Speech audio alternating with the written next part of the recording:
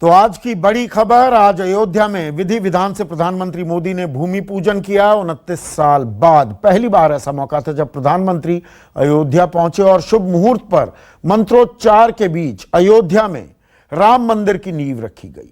492 साल बाद अयोध्या में राम मंदिर बनेगा।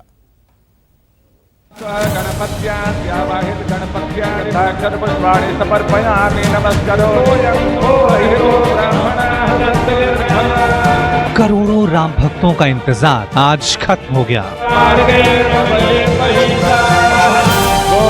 भगवान श्री राम की नगरी अयोध्या में आज रच गया इतिहास।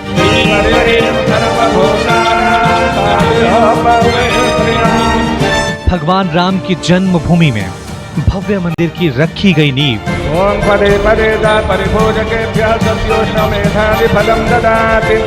अयोध्या में हर ओर रामधुन, उत्साह, उल्लास।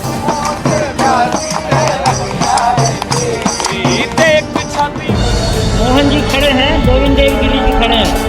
देखिए प्रधानमंत्री महोदय पीले रंग का कुर्ता, धोती और केसरी रंग के पटके के साथ पीएम मोदी ने आज राम जन्मभूमि की पूजा अर्चना की।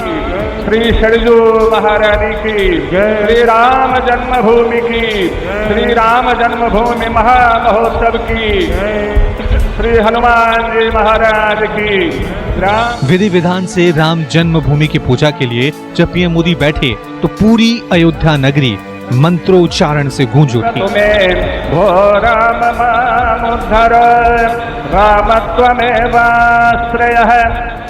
सामने 5 पंडित और पुरोहित थे और यजमान की वेदी पर प्रधानमंत्री मोदी बैठे थे।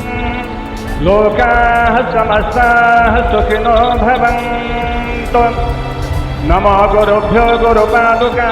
भूमि पूजन के लिए देश और दुनिया के अलग अलग हिस्सों से शिलाएं लाई गई हैं, जिन पर श्री राम का नाम लिखा है। प्रधानमंत्री ने 9 शिलाओं की पूजा की।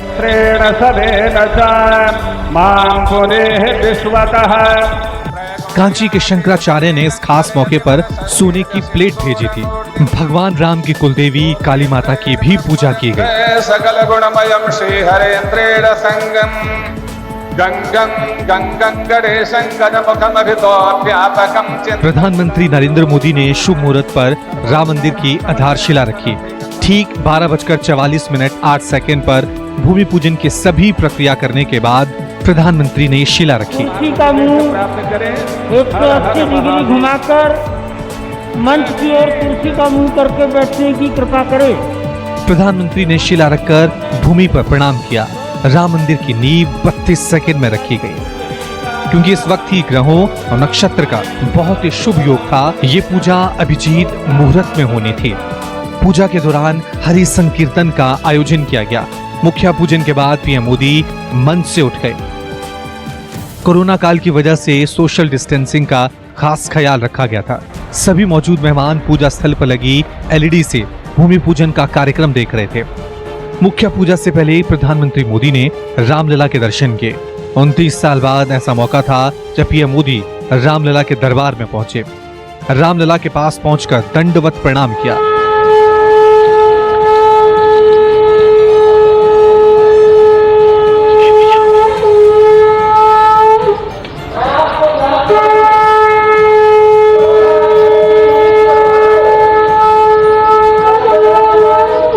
पीएम मोदी ने रामलला की आरती की और परिक्रमा की।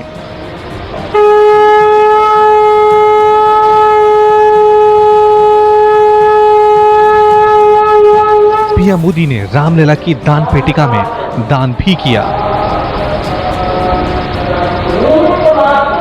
अयोध्या पहुंचे पीएम मोदी ने राम जन्मभूमि परिसर में परिजात वृक्ष का रोपण किया। कोरोना की वजह से सोशल डिस्टेंसिंग का ध्यान रखते हुए पीएम मोदी ने परिजात वृक्ष लगाया, पौधे में पानी दिया। अयोध्या में पहुंचने पर सबसे पहले प्रधानमंत्री मोदी ने अयोध्या में हनुमानगढ़ी के दर्शन किए। हनुमानगढ़ी में दर्शन के समय सीएम योगी आदित्यनाथ भी पीएम के साथ मौजूद थे। हनुमानगढ़ी में पहुंचे प्रधानमंत्री मोदी ने आरती की।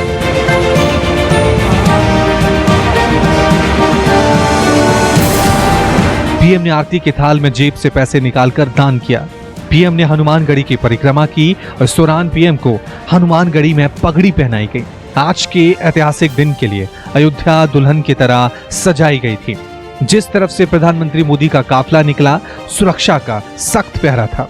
स्वाट टीम ने मोर्चा संभाला हुआ था। पीएम की सुरक्षा के लिए एसपीजी तैनात थे। अयोध्या में भूमि पूजन स्थल पर सुबह से ही मेहमानों का तांता लगा रहा।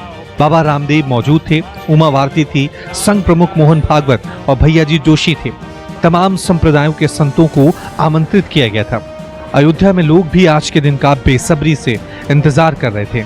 राम भक्तों के लिए आज बेहद खास दिन है, क्योंकि राम मंदिर का सालों साल से इंतजार हो रहा था। भूमि पूजन के बाद तकरीबन 3 साल में भव्य मंदिर बनकर तैयार हो जाएगा। विपिनेश माथुर, अशोक तिवारी और अमित कुमार के साथ राजीव रंजन, अयोध्या, न्यूज़ 24।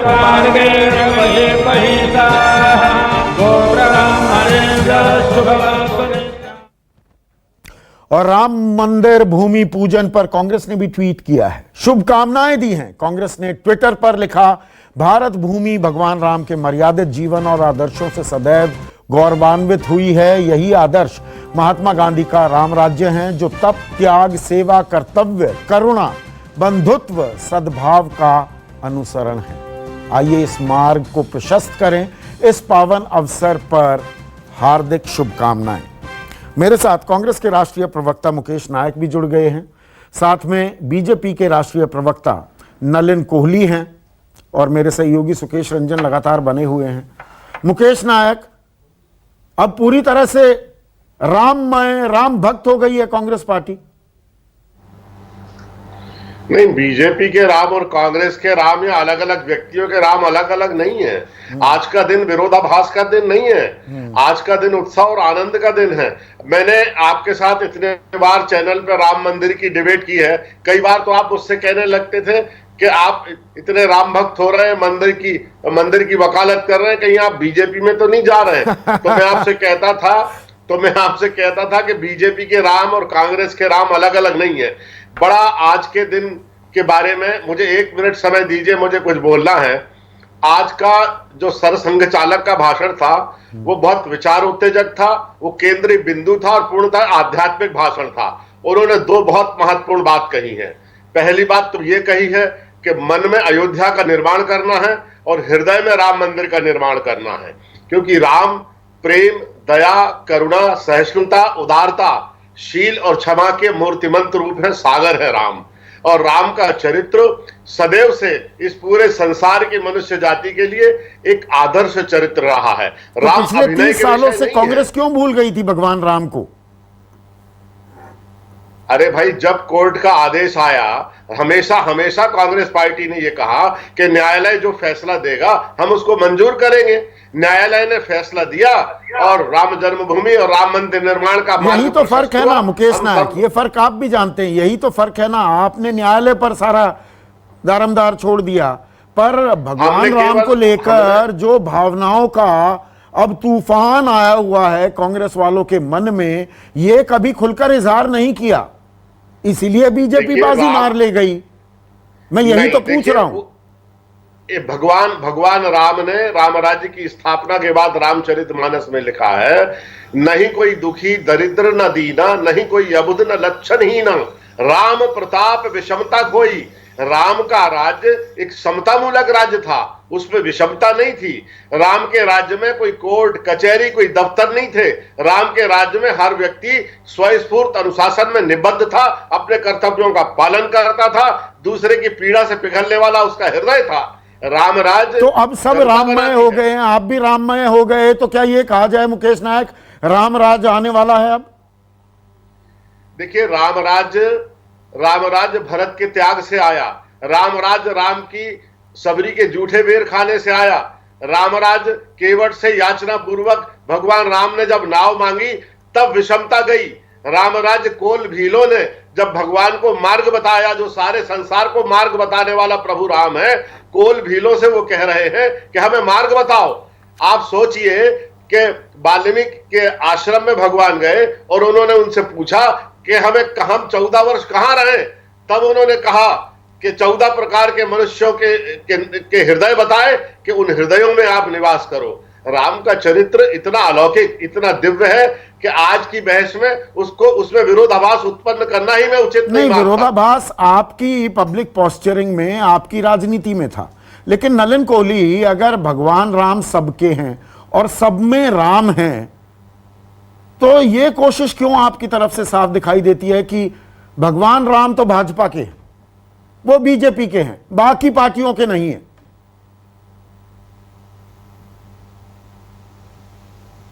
संदीप जी, मैं आपके इस बयान से सहमत नहीं हूं। बड़ी विनम्रता से कहना चाहूंगा, ये भारतीय जनता पार्टी का कार्यक्रम है।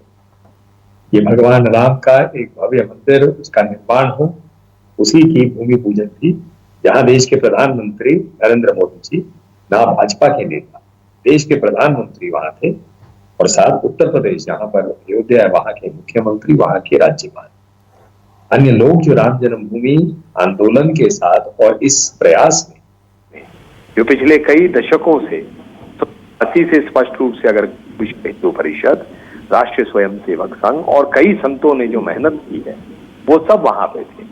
तो ये राजनीतिक कार्यक्रम था नहीं, न्यास ने जो तय किया वहां पर उन लोगों को आमंत्रित किया।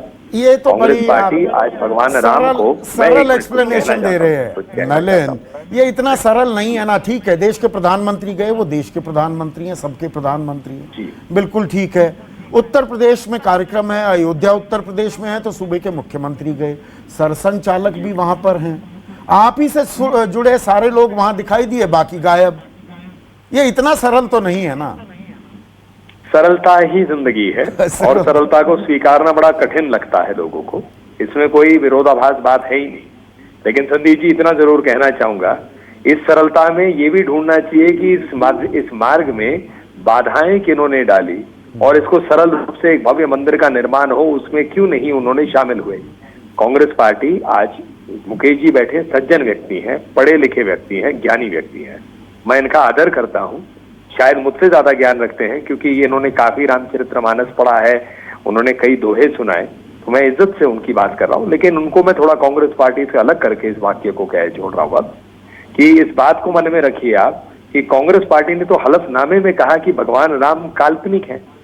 मतलब भगवान को एक हलफनामे में काल्पनिक बना देना और कह देना कि जो भगवान जो है, जो दुनिया चलाते हैं, मर्यादा पुरुषोत्तम राम, उनको यहाँ कर दे कि जो सुप्रीम कोर्ट निर्णय देगा उसी के वो आदी रहेंगे और एक टेंट में तब तक उनको रहना पड़ेगा। तो ये प्रश्न तो आपको कांग्रेस से मैं बिल्कुल पूछूंगा, मैं किसी से सवाल पूछने में कभी गुरेज नहीं करता, आप मुझे अभी नहीं, आप टोकते, मुझसे भी नहीं चूकते, किसी से चूकना भी नहीं। आपने हलफनामे का जिक्र किया, देखिए हलफनामा के बारे में दर्शकों को पता है, पर राम सेतु को तोड़ने के लिए बाकायदा बजट में प्रावधान तो आपकी सरकार ने किया था, नहीं किया था?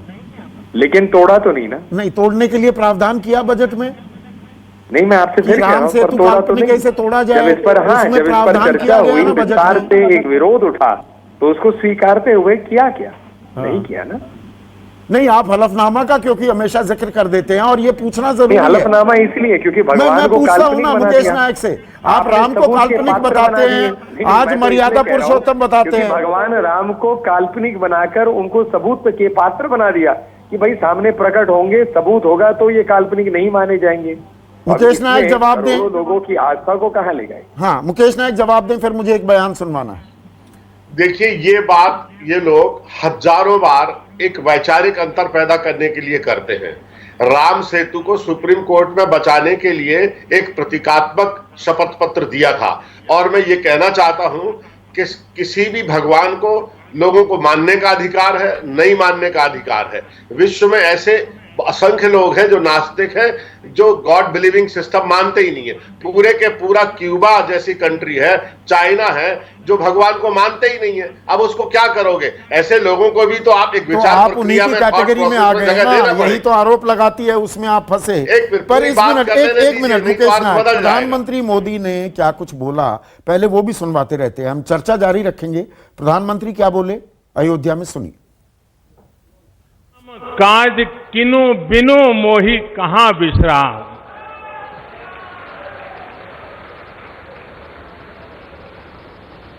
भारत आज भगवान भास्कर के सानिध्य में सरयू के किनारे एक स्वर्णिम अध्याय रच रहा है। कन्याकुमारी से क्षीर भवानी तक, कोटेश्वर से कामाख्या तक, जगन्नाथ से केदारनाथ तक, सोमनाथ से काशी विश्वनाथ तक, समेत शिखर से श्रवण बेलगोला तक, बोध गया से सारनाथ तक, अमृतसर साहब से पटना साहिब तक, अंडमान से अजमेर तक, लक्षद्वीप से लेह तक, आज पूरा भारत राममय है। पूरा देश रोमांचित है, हर मन दीपमय है। आज पूरा भारत भावुक है। सदियों का इंतजार आज समाप्त हो रहा है। तो विवाद समाप्त हो रहा है। राम के नाम पर सियासत खत्म होगी या नए सिरे से दरअसल अब चलेगी? अब सब राममय हो गए। देखिए, मैं पहले भी कह रहा था, हाँ। सब राममय होंगे, लेकिन किसके राम? हाँ। और मैं कह रहा हूं अब इसकी लड़ाई होगी। बिल्कुल, इसकी लड़ाई अब एक तरीके से आप अंडरलाइन कर चुकी है बीजेपी। सरदार पटेल, सुभाष चंद्र बोस, इनको कोऑप्ट करने के पहले बीजेपी ने कोऑप्ट किया राम को। पालमपुर के अपने सेशन में जब से इन्होंने राम मंदिर को अपनी मूल भावना में के साथ जोड़ा और राम मंदिर बनाने की बात की, तब से इन्होंने राम को कोऑप्ट कर लिया। अब लाख सवाल। अब नलिन कोहली कह रहे हैं कि आपने तो राम को काल्पनिक बताया था। इनकी सरकार में जब महेश शर्मा जी टूरिज्म मिनिस्टर थे तो सीता के संदर्भ में भी यही ऐसी ही कुछ सीतामढ़ी से कोई लेना देना नहीं सीता का, वो कहा था। हाँ, सदन के पटल पर कहा गया। सरकार एक समय जो कहती है वो अंडरलाइन करके एक बड़ा इशू बन जाता है जो कांग्रेस के खिलाफ बन गया। वो बीजेपी के खिलाफ नहीं बनता, वो नेचुरली नहीं बनता, क्योंकि बीजेपी ने, मैंने जैसा कहा कि सरदार पटेल को शायद बाद में कोऑप्ट किया, सुभाष चंद्र बोस को बाद में कोऑप्ट किया, अपने राजनीतिक फायदे के लिए बीजेपी ने राम को कोऑप्ट तो बहुत पहले कर लिया है। इसलिए ये पूरा श्रेय वो अपने, कांग्रेस तो फ्रेंचाइजी मांगती घूम रही है अब। नहीं, कांग्रेस अपने आप को बदलने की कोशिश कर ले। और ये तब है जब सुब्रमण्यम स्वामी खुद कह रहे हैं कि किसने, दो लोगों को श्रेय जाता है, राजीव गांधी, नरसिम्हा राव, पीवी नरसिम्हा राव और अशोक सिंघल। हाँ, अशोक सिंघल तो ठीक है, अशोक सिंघल तो उनके नेचुरल ये थे, जो परमहंस रामचंद्र परमहंस दास और अशोक सिंघल दो बड़े नाम थे इस पूरे मूवमेंट के। लेकिन दो लोग जिनको श्रेय सुब्रमण्यम स्वामी जैसे बीजेपी के नेता दे रहे हैं वो है राजीव गांधी और पीवी नरसिम्हा राव। लेकिन क्या कांग्रेस उस बहाने आगे बढ़ पाती है क्या? चाहे वो सॉफ्ट हिंदुत्व का मसला हो, चाहे राम को अपना, नहीं, आज की तारीख में हिंदुत्व तो बीजेपी के साथ जोड़कर देखा जाता है। ये एक हकीकत है, हम यहाँ हकीकत पर ही चर्चाएं करते हैं। एक छोटा सा ब्रेक ले रहे हैं। विजय शंकर तिवारी राष्ट्रीय प्रवक्ता हैं विश्व हिंदू परिषद के, वो भी हमारे साथ जुड़ गए हैं। ब्रेक के बाद नमस्कार, मैं हूं मानक गुप्ता। अगर आपको हमारा ये वीडियो पसंद आया हो तो इसे लाइक और शेयर जरूर करें, और हां, हमें सब्सक्राइब और फॉलो करना ना भूलें ताकि आप देश और दुनिया की कोई खबर मिस ना करें। तो जुड़े रहिए हमारे साथ और देखते रहिए न्यूज़ 24।